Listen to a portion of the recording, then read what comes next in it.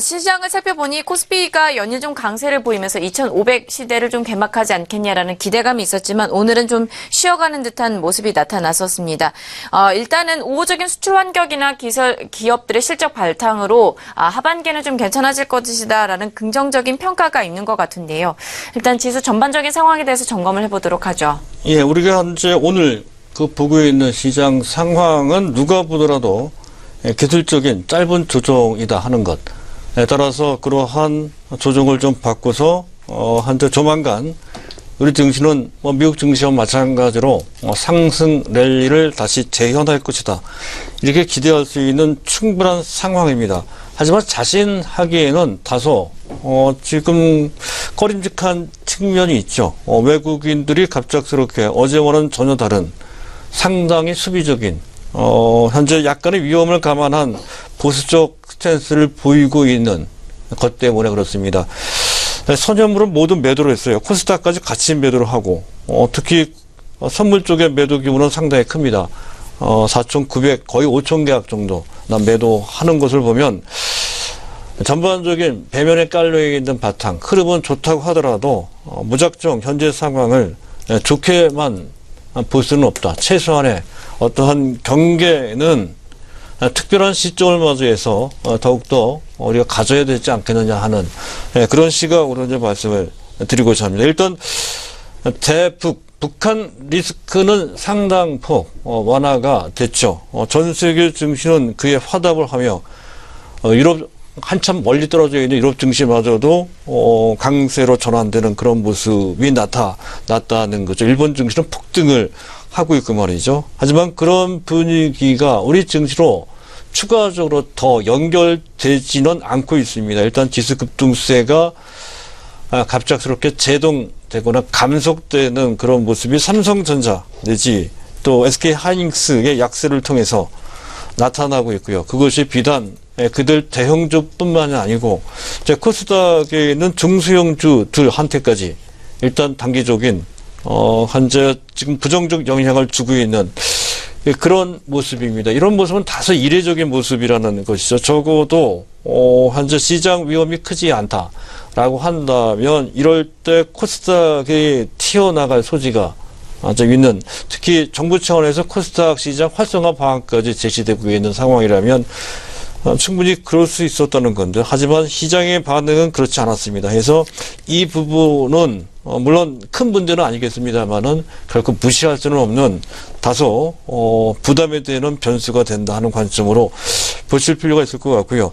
어쨌든 우리 시장 상황을 보면 외국인들 선현물 대규모 매도에도 불구하고 코스피 지수가 크게 밀린 것은 아닙니다. 불과 0.1% 정도, 코스닥도 0.2% 정도로 아주 소폭 조정을 받은 것을 그만큼 시장의 기조가 탄탄한 상승세에 놓여 있다는 것을 대변한다라고 이제 할 수가 있습니다. 하지만 외국인들의 현재 장중 선현물 수급, 그 중에서도 코스피 200 선물 지수 수급에 상당히 민감하게 반응하는 눈치 보기 장세를 펼친 것은 아직까지는 시장 참가자들의 자신감이 결여되어 있거나 또는 국내 내국인들이 적극적으로 매수할 수 있는 수급, 유동성 환경을 갖추지 못했다.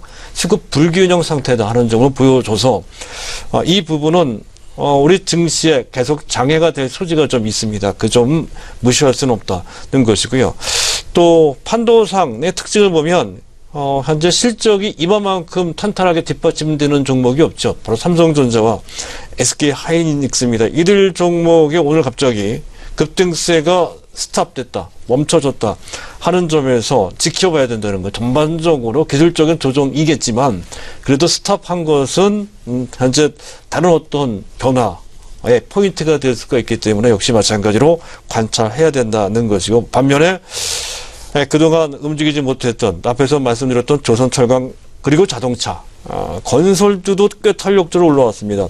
뿐만이 아니죠. 제약주, 화장품주도 일부 반등에 나왔고요. 코스닥의 IT주들은 전반적으로 약했습니다만은 바이오주들은 선별적으로 특정 종목들은 강세를 보였습니다. 그런 측면. 전체적으로 보면 다소 좀 어지러운 그런 모습이 현재 나타났다. 굉장히 변동성 심했다는 것이죠. 그런 측면에서 시장 상황은 전반적으로 지수 탄력성과 관련돼서는 좀 관망을 했다. 이렇게 이제 볼 수 있는 것이고요.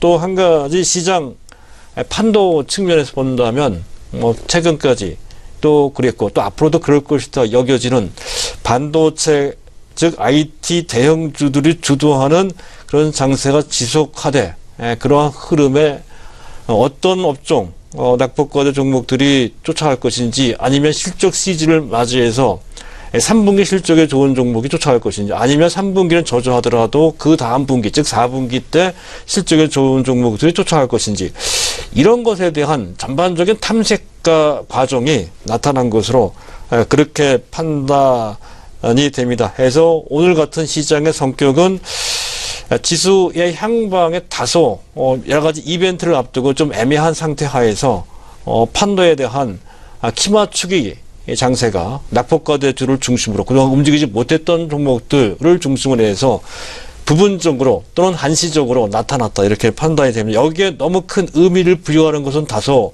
무리일 수가 있습니다. 그 점과 관련돼서 심사숙고해야 될 것 같고 이렇게 관망을 한 배경에는 이런 것 등이 작용하는 것 같습니다. 우리나라는 여전히 북한 리스크와 관련돼서는 위험 당사국이죠. 그와 관련돼서 항상 조심스러운 측면이 그 어떤 나라보다 클 수밖에 없다는 것이고요.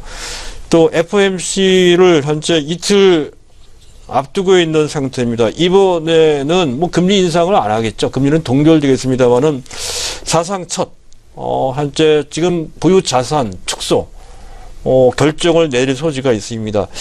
그와 관련된 변화가 있을 수가 있다는 거죠. 그에 따른 최소한의 경계가 필요했다 하는 것이 그렇고요. 또 그 연장선상에서 이미 영국은 긴축을 할 수 있다라고 공식적으로 표명되고 있는 상태입니다. 카나다는 이미 금리 인상을 했죠. 이런 측면. 유로존이나 또 일본, 중국도 긴축설이 현재 나온단 말이죠. 그와 관련된 약간의 부담이 좀 남아있는 그런 상태라는 것이고요. 또 앞에 말씀드렸듯이 3분기 실적 장세에 이제 진입을 하고 있는 상태입니다. 해서 그 실적과 관련돼서 어떻게 시장이 이제 움직일 것인지에 대한 탐색 과정이 일어났다 이렇게 볼 수가 있으며 또 한 가지는 10월 초에 사상 유례 없이 우리나라는 초장기 연휴를 맞게 됩니다.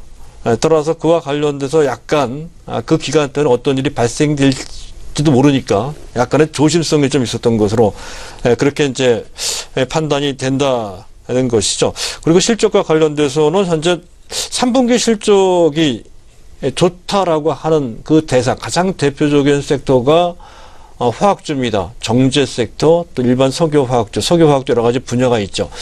이런 종목들은 현재 실적이 3분기 실적이 좋아질 것이다 하는 것 때문에 이미 주가가 상당폭 그 실적을 반영한 측면, 물론 더 올라갈 소지도 상당히 있습니다만은 다른 것에 비해서는 호실적, 3분기 호실적과 관련된 주가는 어느 정도 반영된 측면이 있습니다.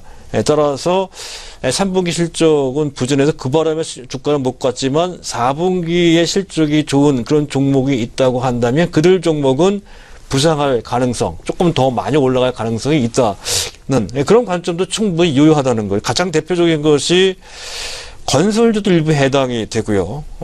또 현재 포스코 같은 이런 종목도 일부 해당이 됩니다. 현대차도 조건부로 해당이 될 것으로 또 건설주 중에 삼성 엔지니어링 같은 종목이 이 3분기 실적 전망 상당히 부정적입니다. 그런 측면에서 4분기 실적이 기대된다는 측면에서 특별히 봐줄 필요가 있는 그런 대상이라고 할 수가 있겠습니다.